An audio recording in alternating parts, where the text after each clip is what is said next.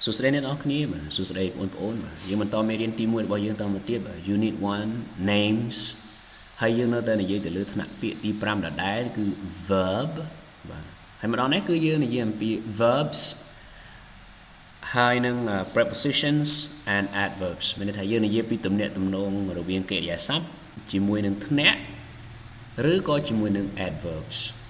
bạn ấy cứ viên miên lệ cái nạn sầm khánh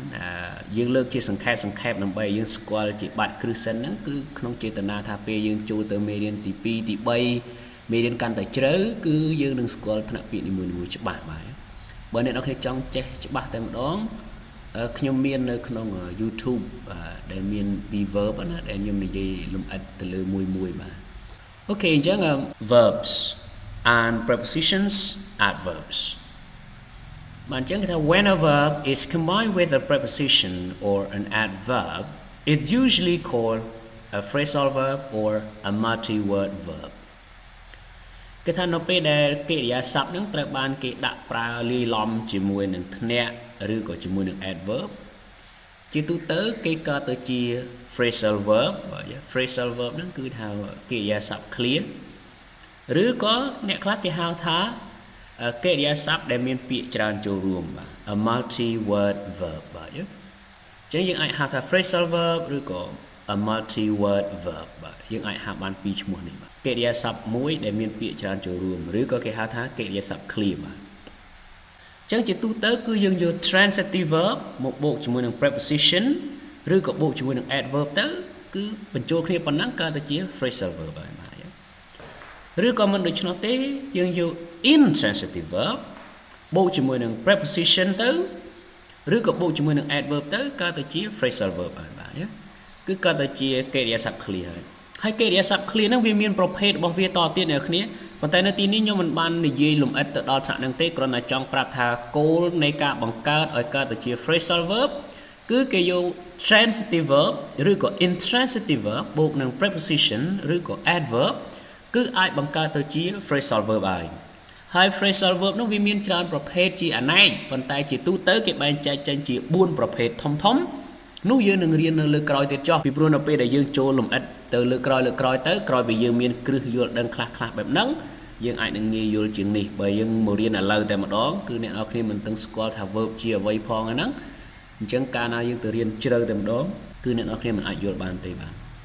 អូខេអញ្ចឹងចង់ចាំថាដើម្បីបង្កើត phrasal verb គឺយើងយក transitive ឬក៏ intransitive verb បូកជាមួយនឹង preposition ឬក៏ adverb បង្កើតទៅជា phrasal verb ហើយ phrasal verb នេះទៀតសោតគឺវាមានន័យ2ជាទូទៅណាគឺវាមានន័យ2គឺអាចជាន័យត្រង់និងន័យធៀបបាទឥឡូវខ្ញុំមានឧទាហរណ៍ទាក់ទងនឹង phrasal verb នេះឲ្យអ្នកគ្នាមើលបាទអញ្ចឹងយើងបូកបែបនេះមកឧទាហរណ៍ដូច eat បូកជាមួយនឹង adverb out ជាង eat out បាទអក្សរពណ៌លឿងនេះគឺតំណាងឲ្យ verb អក្សរពណ៌សនេះអាចជា preposition អាចជា adverb បាទអានេះជា adverb អានេះជា adverb អានេះក៏ជា adverb ដែរអានេះគឺជា preposition នេះគឺជា preposition អូខេអញ្ចឹង eat out បាទ eat out យើងគិតថាបកន័យត្រង់ថាស៊ីក្រៅបាទមិនមែនក្នុងន័យមិនល្អទេពាក្យហ្នឹងមានន័យថាយើងមិនបានហូបអាហារនៅផ្ទះ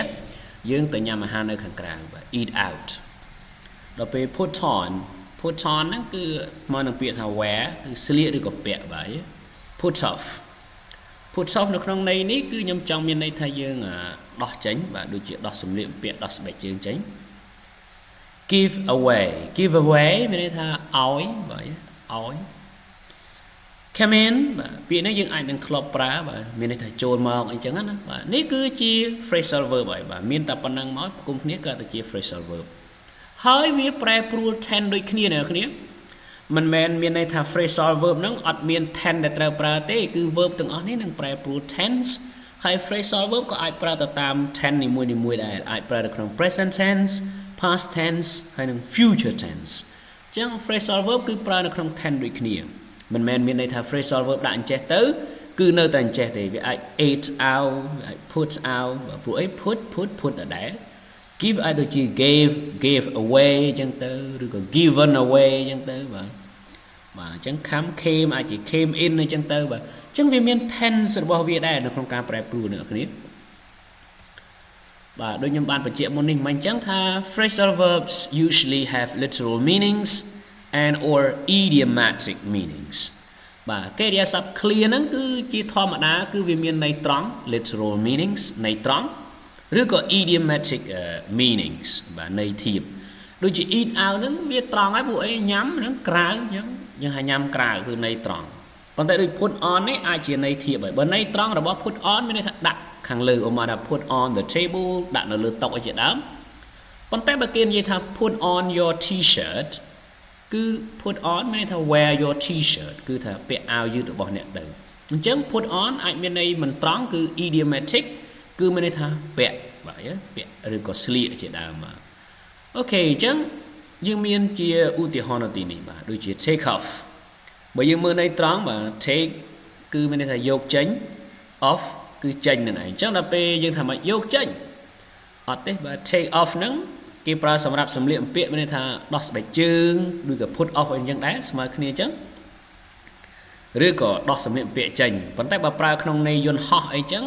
ឬក៏ឡានក្រុងអីចឹងសម្រាប់មធ្យោបាយធ្វើដំណើរអញ្ចឹងគឺគេមានន័យថាចេញដំណើរជាទូទៅគេប្រើសម្រាប់យន្តហោះមានន័យថាហោះចេញទៅបាទ take off pass away ពាក្យថា pass បើយើងគិតន័យត្រង់មានន័យថាហុចឬក៏ប្រឡងជាប់ away មានន័យថាឲ្យចេញឆ្ងាយពីខ្លួនយើងអញ្ចឹងដល់ពេលយើងគិតថា pass away យើងបកថាមិនហុចឲ្យឆ្ងាយឬក៏ជាប់ឲ្យឆ្ងាយអីមិនទេពាក្យ pass away ន័យរបស់វាគឺស្មើនឹងពាក្យថា die គឺស្លាប់បាទ come across មានន័យថាប្រទះឃើញដោយចៃដន្យជួបដោយចៃដន្យយើងមានន័យថាមកឆ្លងកាត់គឺអត់ទេមានន័យថាជួបដោយចៃដន្យឬក៏ឃើញដោយចៃដន្យឧបមាថា I came across my old friend yesterday បាទខ្ញុំជួបមិត្តចាស់ដោយចៃដន្យអញ្ចឹងណាបាទដល់ពេល come into ហ្នឹងគឺទទួលបានអានេះគេប្រើក្នុងន័យទទួលមរតកបាទ come into បាទឧទាហរណ៍ដូចជា she came into a lot of money after her grandfather death អញ្ចឹងទៅបាទនៅក្រោយមរណភាពរបស់ជីតានាងទទួលបានទ្រព្យសម្បត្តិជាលុយយ៉ាងច្រើនអញ្ចឹងទៅបាទអញ្ចឹង come into ហ្នឹងគឺវាមានន័យធៀបមានន័យថាទទួលបាននៅមរតកមានទទួលបាននៅទ្រព្យសម្បត្តិអូខេអញ្ចឹងយើងឃើញថានៅក្នុងភាសាអង់គ្លេស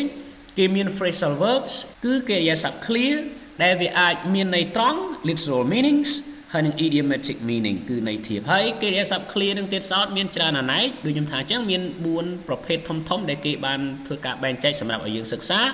ប៉ុន្តែវាមិនមែនមានតែ4ប្រភេទទេវាមានប្រភេទផ្សេងទៀតដែលគេមិនអាចបង្កើតជា form ច្បាស់លាស់បានអញ្ចឹងទៅគេយកទៅ4ប្រភេទដែលមាន form ច្បាស់លាស់ហើយសម្រាប់វីដេអូភាគហ្នឹងគឺមានប៉ុណ្្នឹងឯងហើយវីដេអូភាគនេះគឺចង់ធ្វើការបង្ហាញដល់អ្នកទាំងអស់គ្នាថា verb ហើយនឹង preposition កាលណាគេបូកគុំចូលគ្នាអញ្ចឹងទៅគឺបង្កើតទៅជា phrasal verb ហើយ phrasal verb អាចមានន័យត្រង់និងន័យធៀប